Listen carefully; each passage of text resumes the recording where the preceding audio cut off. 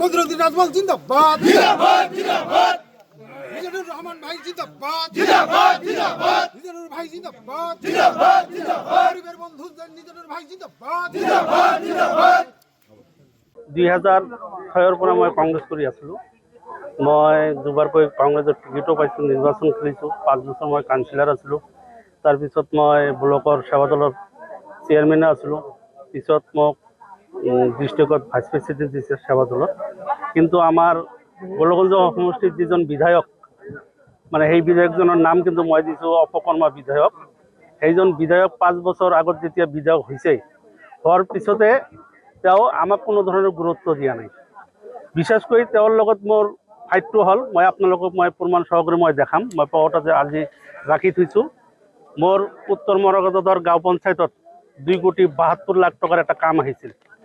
এই যে আছে MG নৰেগাত 2020-21 আপোনালোকে লাগিলে লৈ ল'ব। কামটো তেওঁক যে অপেনিং কৰা হৈছে ইয়াতে, আপোনাৰ 3600 পল আনি কাম অপেনিং কৰি 3600 পল নদীত পেলোৱা হৈছে। পেলোৱাৰ পিছত তেওঁ ঠিকাদাৰক ফোন কৰি কমিশ্যন বিচাৰিছে। 30% তেওঁৰ কমিশ্যন লাগে।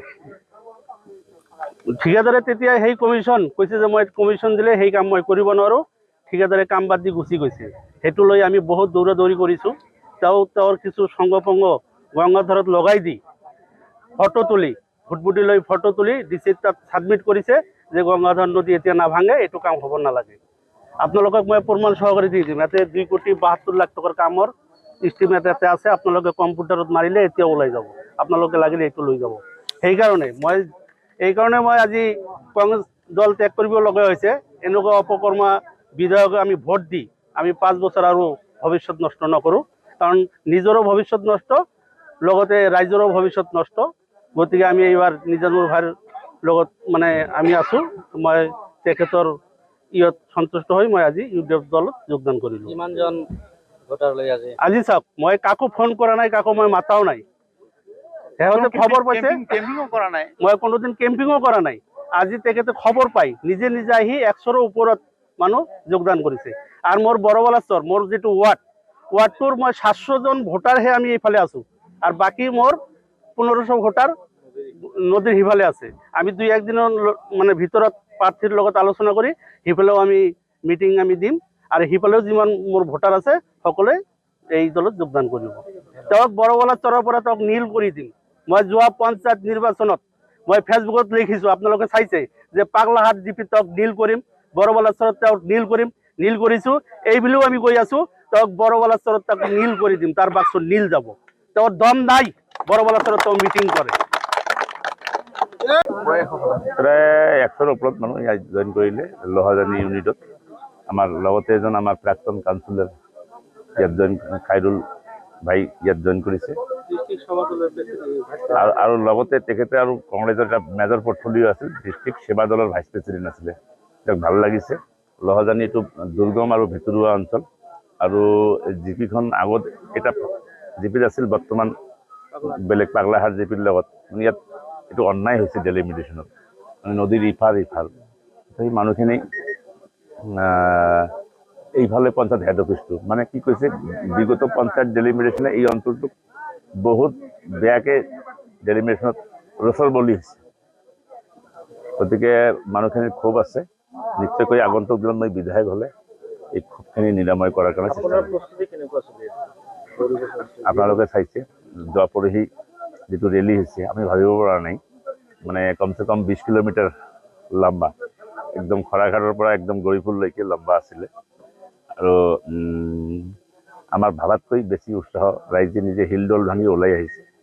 আৰু মই এক্সিষ্টিং গৰিপুৰ সমষ্টিৰ বিধায়ক হিচাপে ৰাইজৰ প্ৰতি আস্থা আৰু বিশ্বাস আছে। মই যথেষ্ট ৰাইজৰ লগত মিলি কাম কাজ কৰিছোঁ, ডেভেলপমেণ্টো কৰিছোঁ। এছেট ক্ৰিয়েশ্যন, PWD ৰাস্তা, road, bridge, hospital, anganwadi model, কবৰস্থান, ইজমাত, শ্মশান, মানে ৰাইজৰ লগত আৰু ৰাইজৰ দুখ সুখৰ লগত সকলো সময়ত মই জড়িত হৈ থাকোঁ। মোৰ কনফিডেঞ্চ আছে। আগত 50,000 ভোট জিকিছিলোঁ, এইবাৰ 70,000 পৰা 80,000 ভোট ডিফাৰেঞ্চ হ'ব। যিহেতু আপুনি 10 বছৰৰ পৰা বিধায়ক হৈ আছিলে, এইবাৰ গোলগঞ্জ সমষ্টিৰ বিধায়কজনো গৌৰীপুৰ ইলেকশ্যন ভোট খেলিব।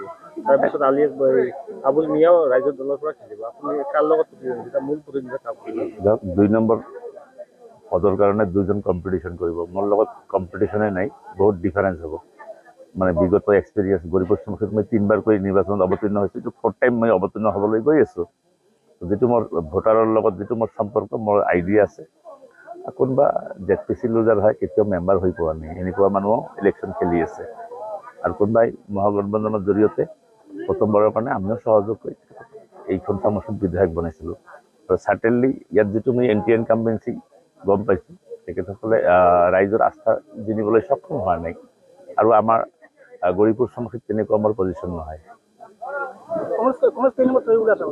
তেনেকৈ কোৱাৰো ঠিক নহ'ব, এইটো উপহাসমূলক কাকো মই উপহাস নকৰোঁ। তেখেতসকলে মোৰ পৰা বহুত দূৰত থাকিব।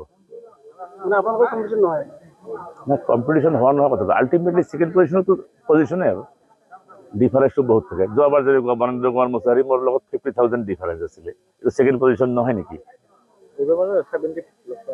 অঁ, 3,10,000 ভোটাৰ আছে গৰিপুৰ সমষ্টিত। একদম সুদূৰ কেজাইকেটা বিলেসীৰ পৰা লৈ কেনে একদম আমাৰ ছাগলীয়ালৈকে, বিদ্যাদেৱৰী কাইমাটিলৈকে, ইফালে শ্ৰীৰামপুৰৰ বাগডোখৰা কাছাৰী গাঁৱলৈকে ডাঙৰ সমষ্টি। নিশ্চয়কৈ সমষ্টি বহুত ডাঙৰ হৈছে। অসমৰ ভিতৰত ছেকেণ্ড লাৰ্জেষ্ট ভোটাৰ থকা সমষ্টি। কেতিয়াও এটা ডাঙৰ সমষ্টি ৰিপ্ৰেজেণ্ট কৰাটো বহুত কষ্টকৰ হ'ব। ন' ডাউট এক্সপিৰিয়েঞ্চ আছে, ট্ৰাই কৰিব।